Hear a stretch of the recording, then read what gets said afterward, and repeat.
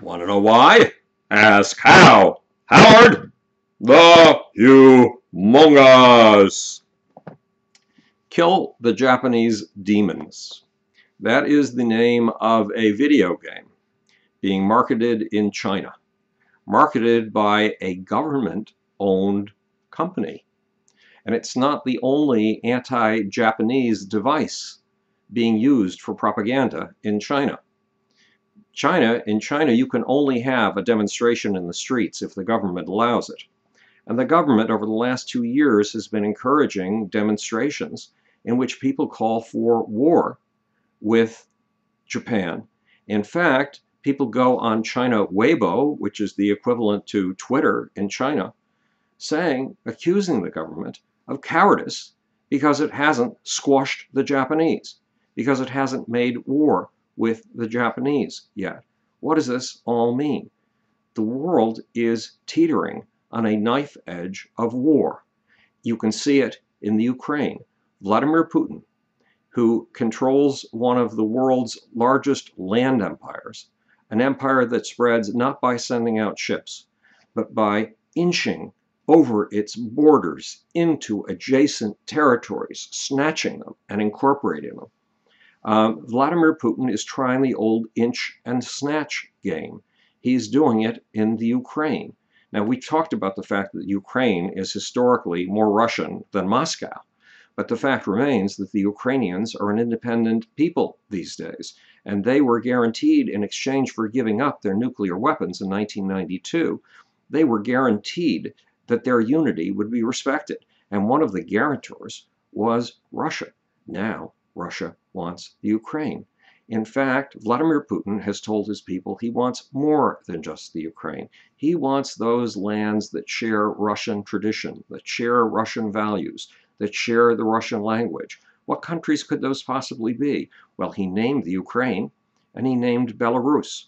But the people of Latvia, Lithuania, and Estonia, which were captured and kidnapped into the Soviet Union, which have only had their freedom in the course of the last 23 years, those people are trembling because they have large Russian-speaking populations. They are ripe for the kind of picking that Vladimir Putin is trying to pull off in the Ukraine. But while Vladimir Putin occupies the headlines and occupies our attention, China has been taking advantage of the shadows to expand itself.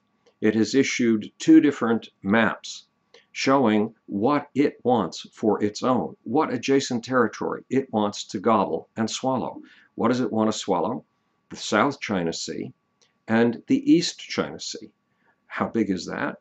1.35 million square miles of territory. And China has said unequivocally, that territory is ours. Now, that territory is dotted with tiny little islands, with rocks, and with shoals, with reefs that only show themselves when the tide is low.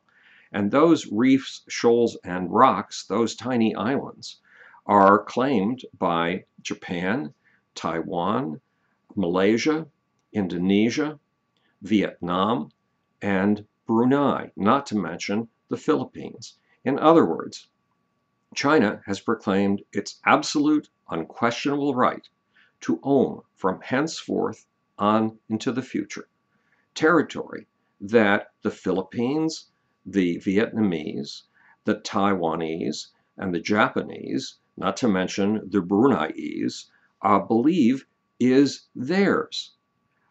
This is a power grab of enormous size. How in the world can it possibly happen? There is a power vacuum in the world today. That power vacuum began when Barack Obama drew a red line in Syria, then didn't enforce his red line, instead took an offer from Russia's foreign minister, Lavrov, to work out a deal that in fact enforced Bashar Assad's power. That power vacuum grew worse when we entered negotiations with Iran over its nuclear program and its potential nuclear weapons. Once again, we drew a red line. No nuclear weapons for Iran. But to the rest of the world, it's become obvious that the Iranians have snookered us into this deal. They tell their own people there is no way in hell they are negotiating to give up their nuclear program. No way in hell. And they make it obvious that the process of negotiating that's going on is a time delay tactic so that they can take their nuclear program further forward. The world has seen the United States as a paper tiger. Our only hope is that President Obama's plan of encircling Russia financially, of caging it with financial sanctions, of threatening the strength of its economy. Our only hope is that that plan will work and that Barack Obama will persist in it with a strength and courage he certainly did not show when he ill-advisedly drew a red line he was not going to enforce in Syria. Wars happen as tests of resources, as tests of surplus, and he who has the greatest surplus wins. Today, China's trade surplus is 25 times as great as that of the United States. We do not want a war. We are likely to lose it. It is time to show persistence, courage, and strength. This is Howard the Among Us, speaking to you from the future. It's your job and my job to make. Or, want to know why? Ask how. And now for the infamous off button.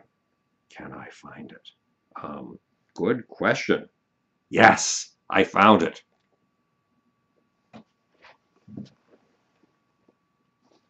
No, I didn't find it.